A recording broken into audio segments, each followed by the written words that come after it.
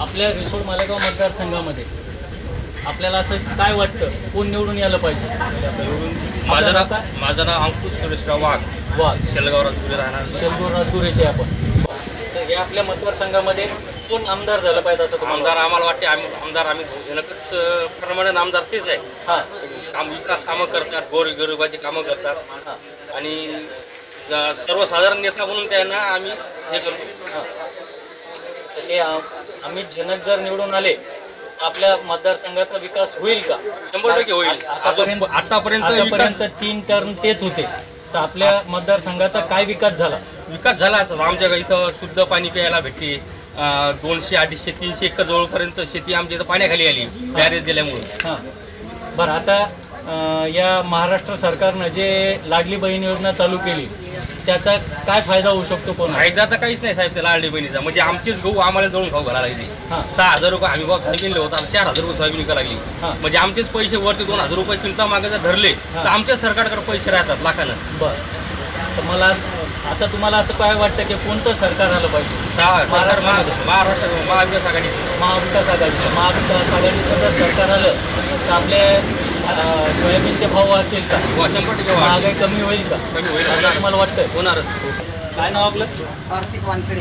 कार्तिक वानखेडे, गाव गोवर्धन. आपल्याला काय वाटतं, कोण आमदार व्हायला पाहिजेत आपल्या मतदारसंघामध्ये? आमच्या मतदारसंघात असं वाटतं की आम्हाला भावनाताई किंवा आनंदराव भाऊ हे जे आहे हे चालतं. दोन्हीपैकी असे हे जर दोन्ही आले तर दोन्ही तर येऊ शकणार नाही, कोणी एकच येणार. दोन्हीतून एक बरोबर आहे. कोण यायला पाहिजे नक्की सांगा. फक्त आम्ही जनक सोडून दोन्हीतून एक या पाहिजे. दोन्हीतून एक पाहिजे. हे जर आले तर आपल्या गावचा विकास होऊ शकतो. हो, 100% मतदारसंघाचा विकास होईल. 100%. कारण आता 15 वर्षापासून 20 वर्षापासून पाहतो आम्ही एका हाती सत्ता आहे, पण आम्हाला जायला रस्ता नाही, रोड नाही. रोडचा एवढा प्रॉब्लेम आहे की तुम्ही आता आले असाल शेलगाव मार्गे गोवर्धनपर्यंत बरेच नुकसान आहे.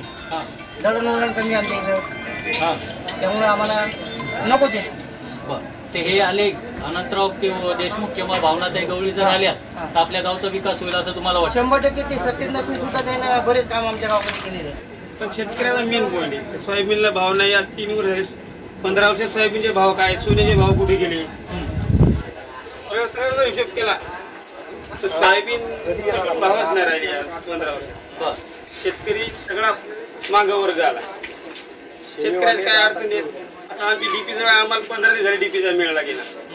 तुमची भीतीवर राहिले. माळाची जमीन आहे, उत्पन्न कुठे माळावाली ठार मारायला आली. सोयाबीनला खडून भाव नाही. सगळी महागाई बाजून 3 पट वाढली. बरोबर. सोयाबीनचे भाव, आणि सोयाबीनचे भाव किती पट वाढले? 4,000. रिवर्स आले.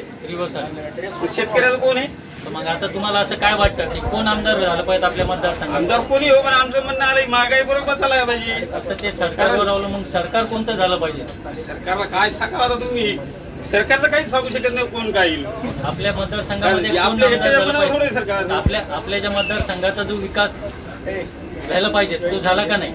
विकास जसा डेव्हलपमेंट तसा विकास होणारच. विकासाचा काय नाही, पण शेतकऱ्याच्या मेन अडचणी असतात. मग हे जे शेतकऱ्याच्या अडचणी, शेतकरी या 15 वर्षात किती मागायला विचार करा. शेतकऱ्याच्या ज्या अडचणी तो कोणता उमेदवार निवडून आल्याच्या नंतर मंत्रिमंडळात मांडू शकतो असं तुम्हाला कोण यायला पाहिजे असं वाटतं? आमच्याकडे बच्ची कडू तर ते 1 नंबर माणूस आहे, पण तू इकडे नाही ना. इकडे उभा नाही. आपल्या इकडे गोष्ट करा. आपल्या इकडे आता ही जायचा काय मिळेल आपल्याला काय सर्वसाधारण माणसाला माहिती. आपण तरी तुमचं काय मत आहे? तुम्हाला असं कोण यावं असं वाटतं? मला काही एवढा काय अंदाज नाही. काय नाव आपलं? सुनील घेऊन गाव आपण पाहता महाराष्ट्र मीडिया. सध्या आम्ही इथं गोवर्धनमध्ये सर्व लोकांचा कल घेतलेला आहे. आपण पाहतात महाराष्ट्र मीडिया प्रत्यक्ष. आपल्यासोबत कैलास महाजनसोबत शेख सरवार.